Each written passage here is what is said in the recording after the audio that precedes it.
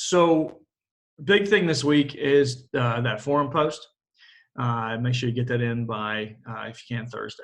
Then we're going to use half the class Thursday to talk about, the end of the notes, which I'm going to narrate over the next couple of days.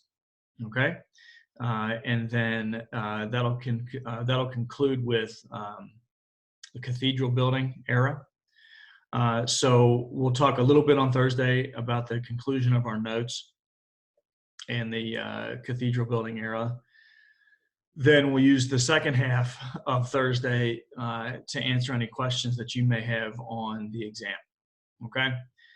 So one of the things I want you to do over the next 48 hours is come up with, bring your questions on Thursday that you may have about the exam.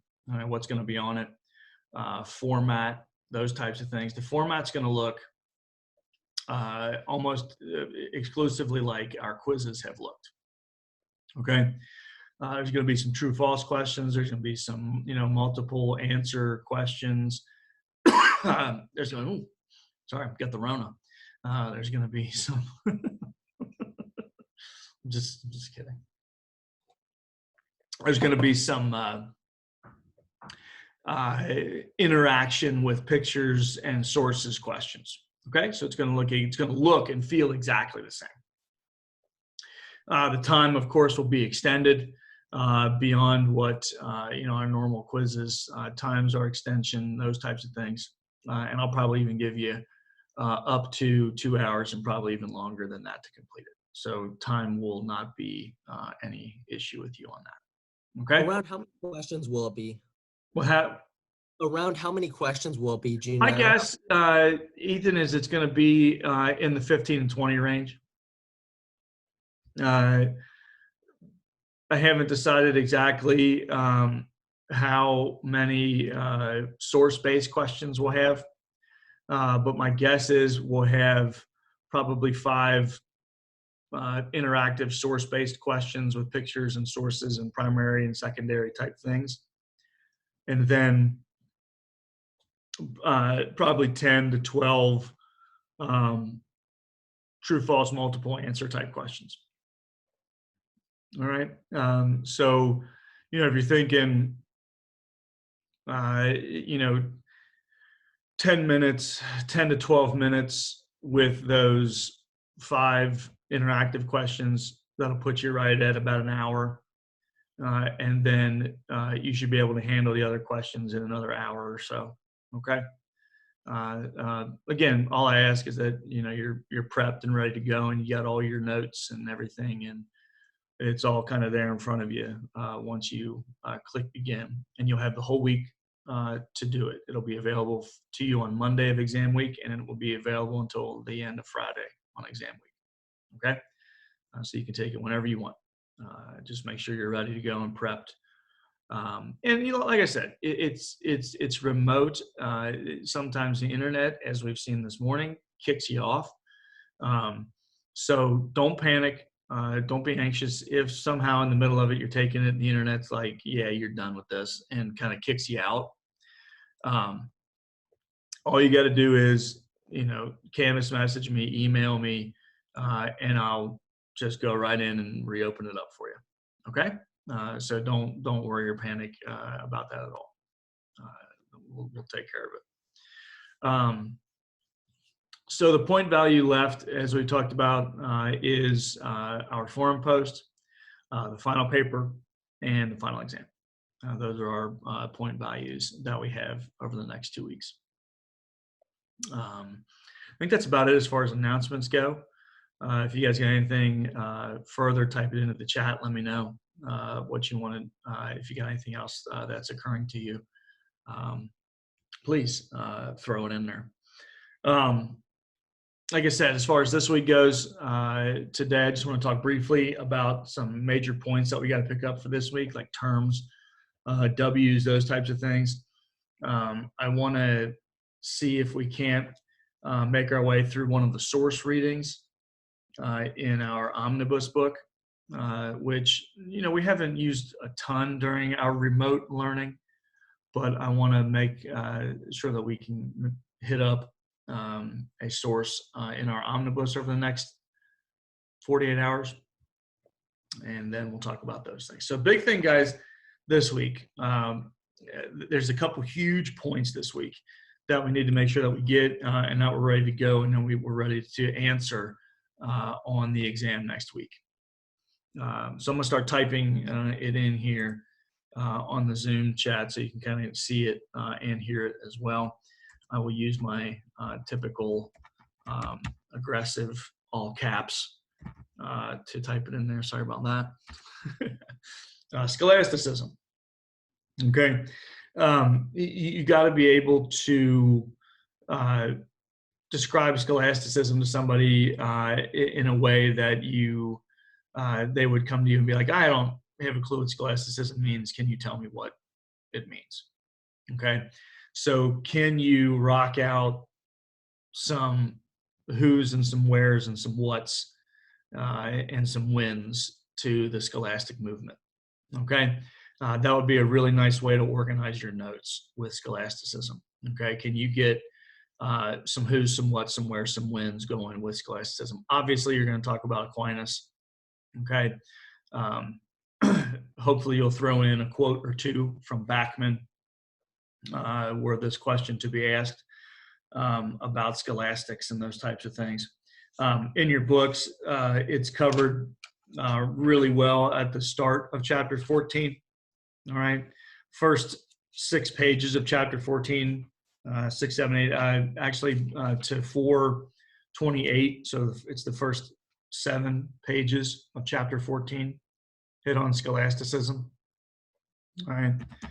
I'll type that in 421 to 428 in your books. Okay. If you need aid or help on that. Just from your guys' interaction with it,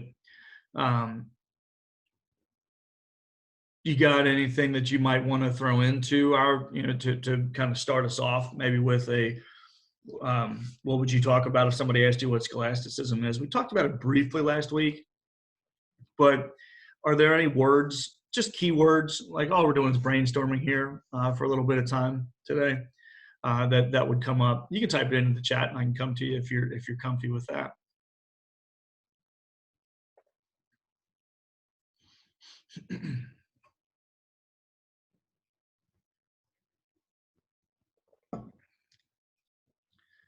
Let's see here.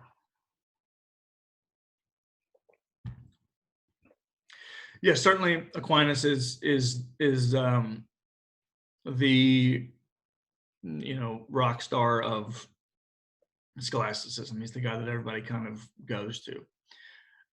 There's other scholastics out there, certainly, but yeah, I mean, for the biggest who, Aquinas would be there. Hopefully you're liking that little bio video that I put up on Aquinas.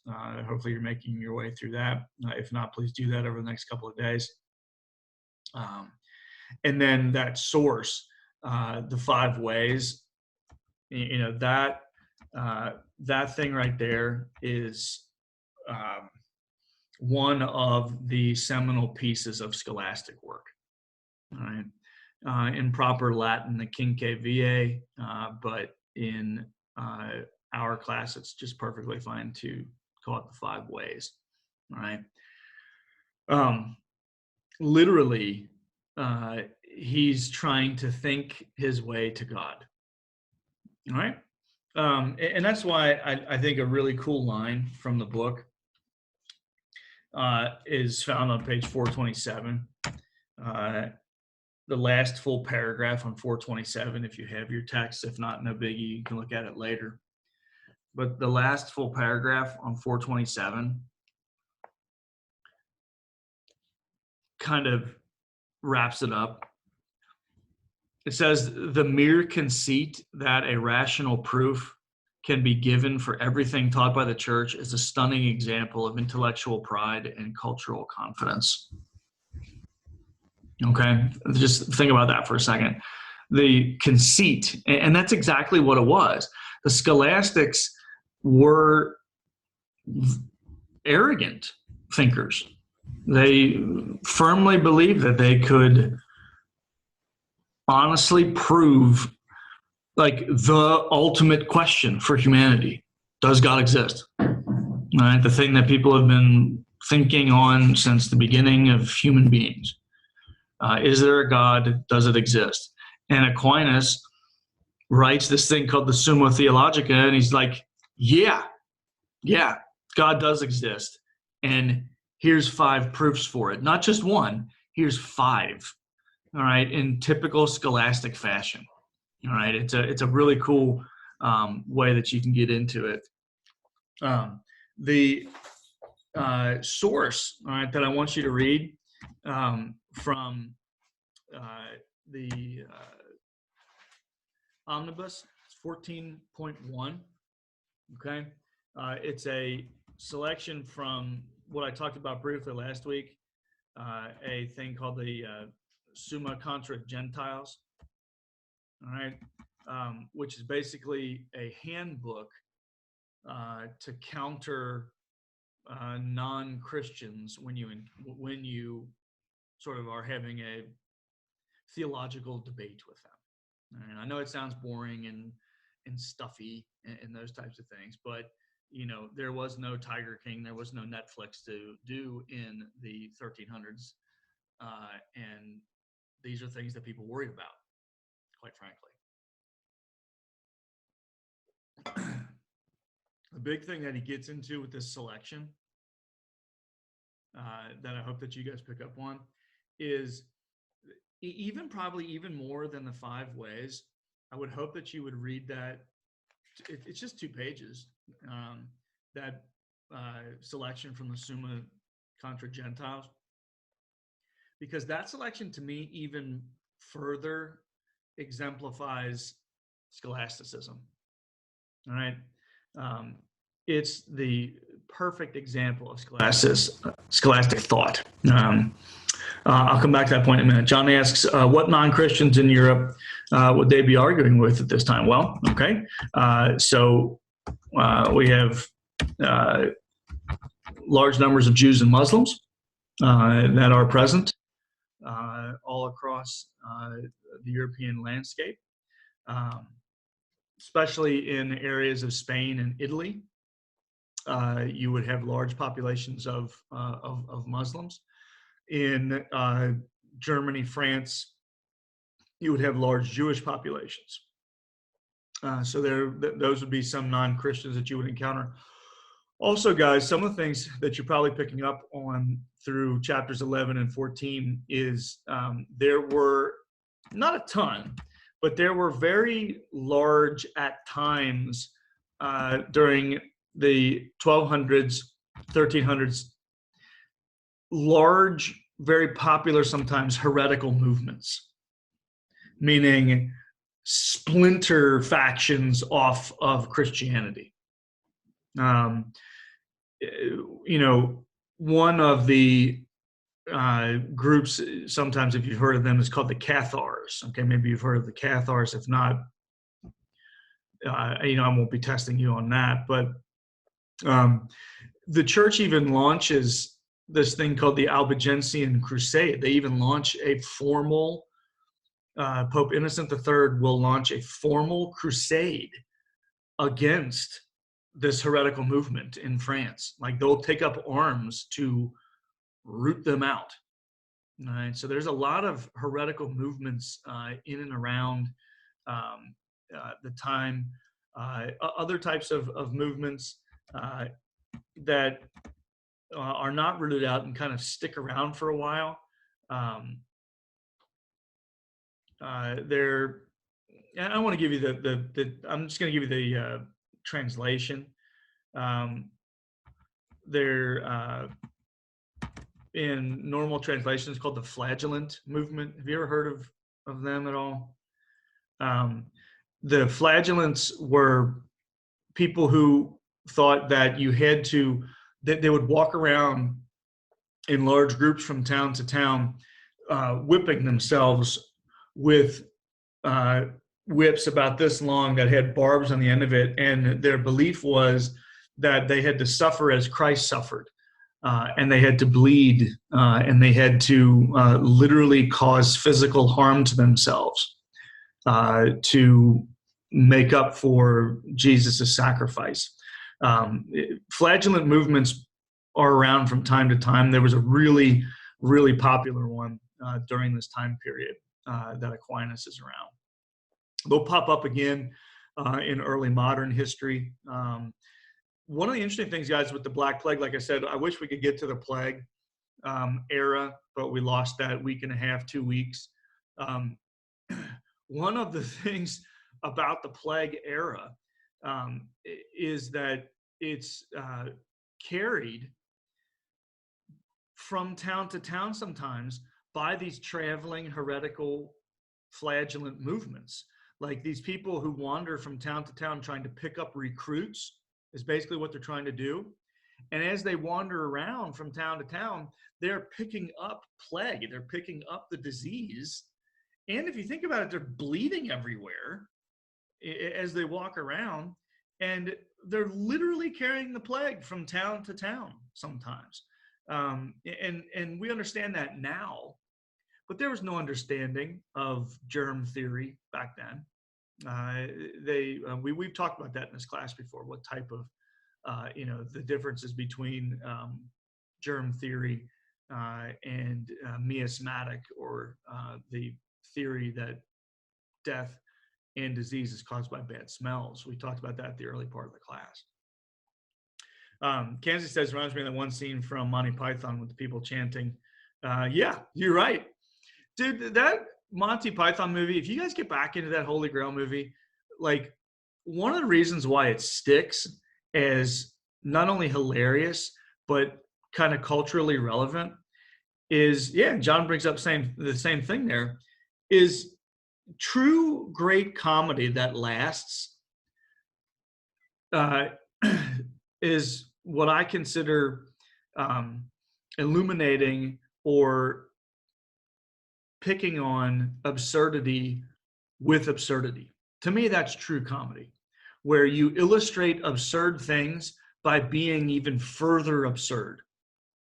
Okay, and so they have that scene where they're hitting each other on the head with wood. That's absurd, But in that way, they're sort of illustrating the absurdity of walking around whipping yourself from town to town. And that, in my opinion, I'm kind of a comedy snob sometimes, but in my opinion, that's true comedy. It's one of the reasons why South Park, whether you like it or not, it's one of the reasons why South Park has lasted for 20 years. They illustrate totally absurd things by being really awful, over-the-top absurd. And sometimes that makes people mad. Sometimes that offends people. But I think it's comedic. I think it's a comedic thing. So back to that point I was making, just to close the loop on scholasticism.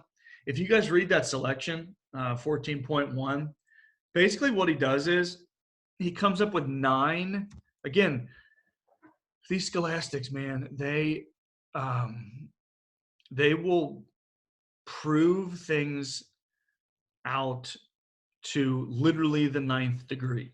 Okay, in this case, he will come up with 9 proofs of why sex and drinking are bad, is basically what you guys are going to be reading about.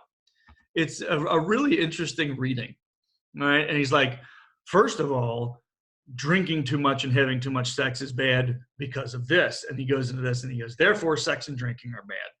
And then he goes, and if you're not convinced by that, I got 8 more reasons why sex and drinking are bad for human beings.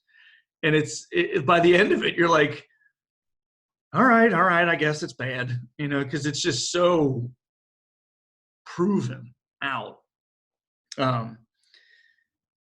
If you guys carry on with this anymore, if you're into medieval history and you want to do stuff, as I have in grad school and stuff, you have to read, full scholastic texts, and you want to talk about needing some coffee. These are if you read out full scholastic texts, they are the most boring reading you will ever do in your life, because it's just like by the end of it, the modern mind is like, all right, I get it. You made your point. Like, move on. Like, why do you have to do it 9 times? And so it's the essence of scholasticism. And like I said last week, to close this point up, it's one of the biggest things that the Renaissance mind reacts against. All right. It's one of the biggest things that people like Da Vinci and not so much Michelangelo, but like deep thinkers like Da Vinci, they're just going to be like, dude, I'm over the scholastic. Where's the feeling? Where's the emotion? We need more of that. Those are interesting as well. One more point that I want you to get this week from scholasticism, okay, that we can throw into our discussion here, is that it's that's a tough word to type out. There you go. It's methodological. It's a method. Okay, it's kind of a proto scientific method.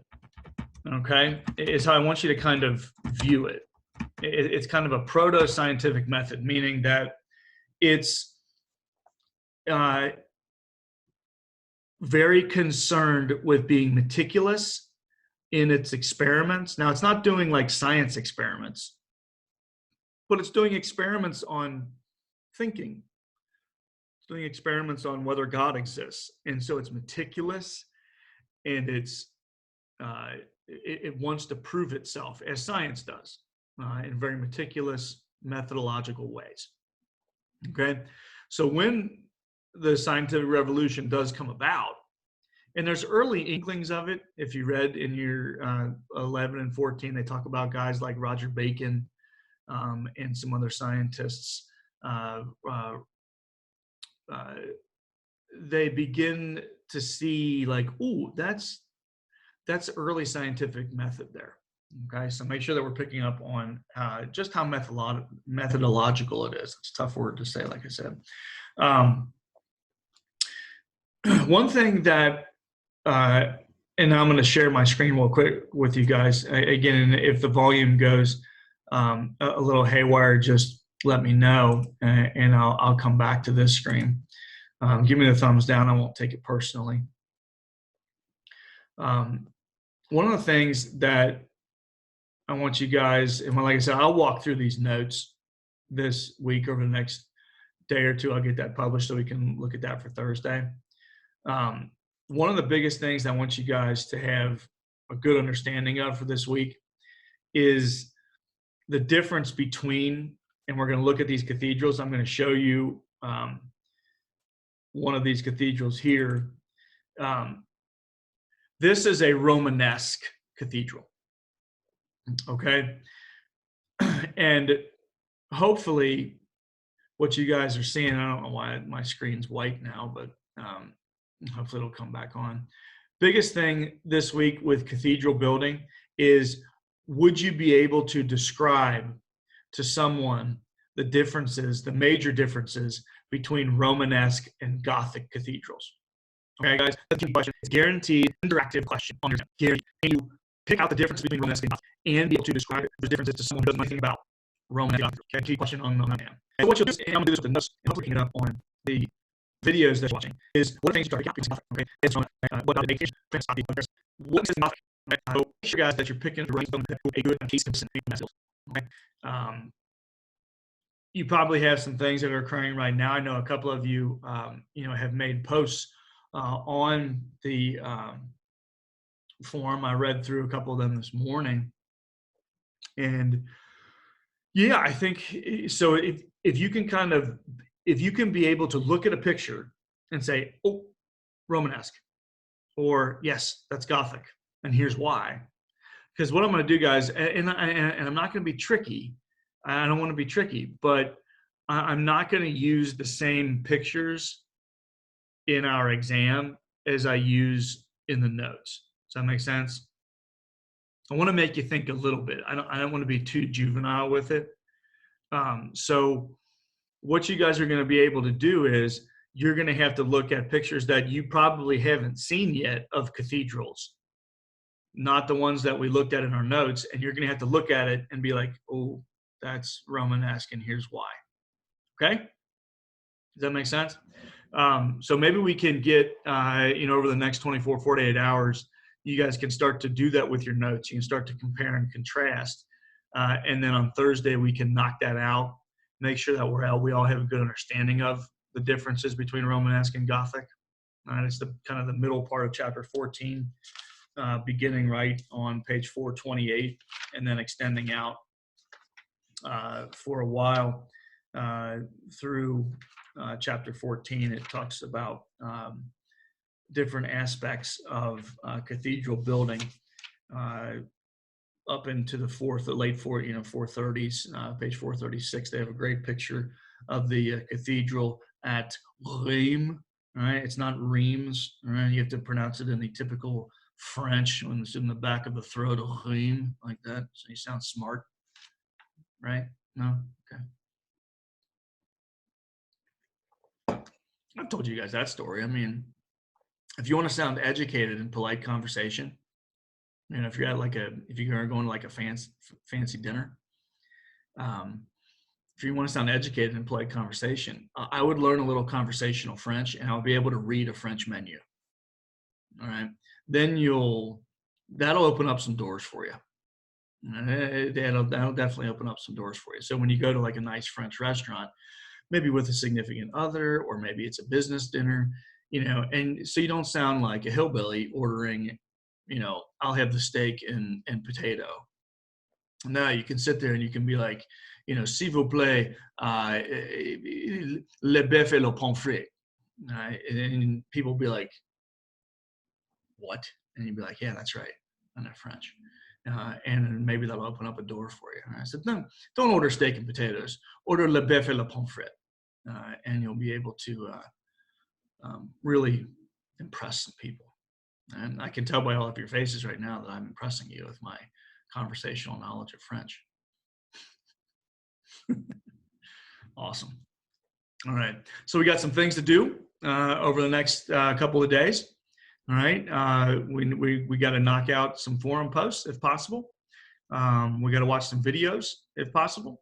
And we got to get some ideas of just how interesting scholasticism is. I'm going to be interested to hear your thoughts on why drinking and sex are bad things from St. Thomas Aquinas, especially from college students. That's always an interesting one to read.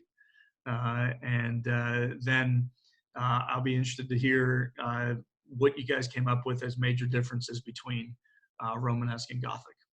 Okay, that'll be the first part of Thursday.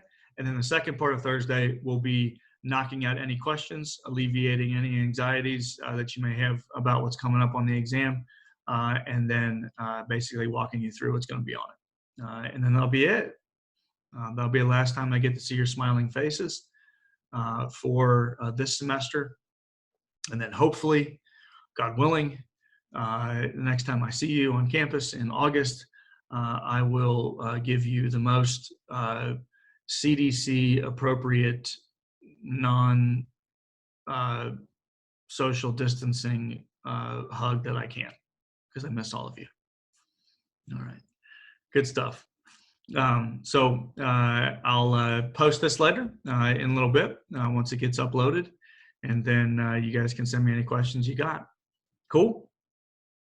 Awesome. Awesome. I'll see you guys on Thursday. I'll send out the invite in a little bit. All right. Cheers.